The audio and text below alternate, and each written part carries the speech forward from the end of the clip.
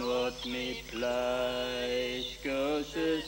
wind, je postudeer gewilstens, is toe. Satu, dua, tiga.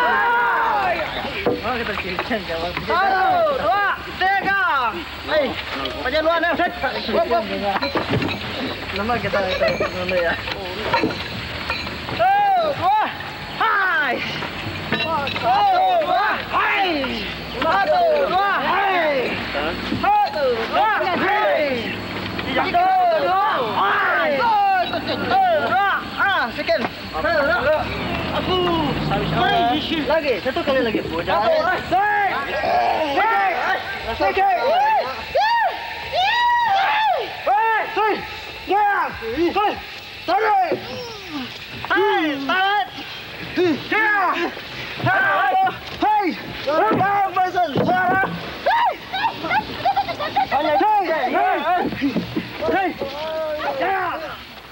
Timber is big business in Sarawak, and nowhere in the world are the forests disappearing so fast. In the last decade, Malaysia has earned over $10 billion from its Sarawak logging operation and is the world's largest exporter of tropical hardwoods. The Penan hear the chainsaws day in and day out and are desperate as they watch their food trees fall. They are already into the heart of the last paradise from two sides, says Bruno. A Penan man related a story of a logging manager who tried to give him a $100 note as compensation for the destruction of the graves of his parents.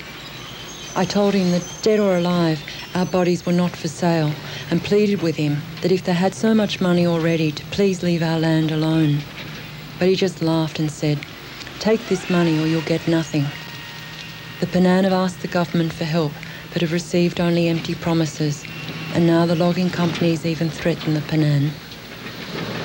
The company, they went to the Penans and told them, at daylight I work on my tractor, but at night I come to your settlement and I will kill your children, to threaten them. Or the manager, another example, threatened them. He said, "I will call tailed men which use blowpipe with poison darts to help me if you want to block us, and they will kill and eat you."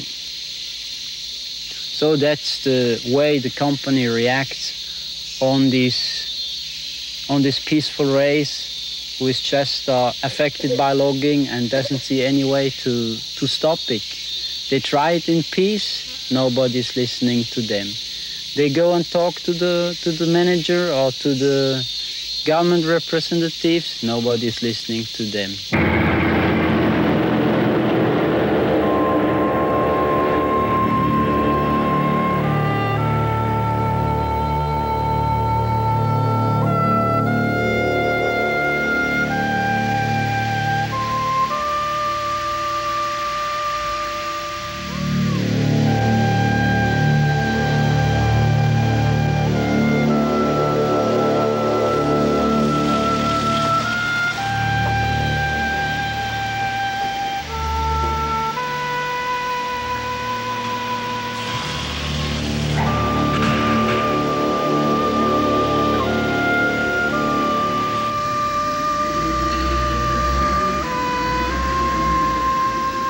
Sarawak's virgin forests are disappearing at double the rate of destruction of the forests of the Amazon.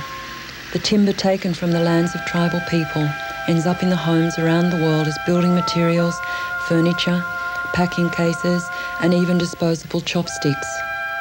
Licenses to cut the timber are owned by a small group of powerful elite and prominent politicians who sell, subcontract, or give licenses away to relatives and friends for presents and political favours or to bankroll expensive election campaigns.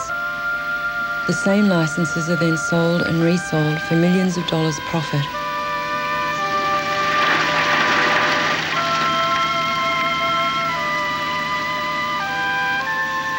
The forests are logged at the rate of 270,000 hectares each year and then trucked off to the coast to be shipped to the timber-hungry world.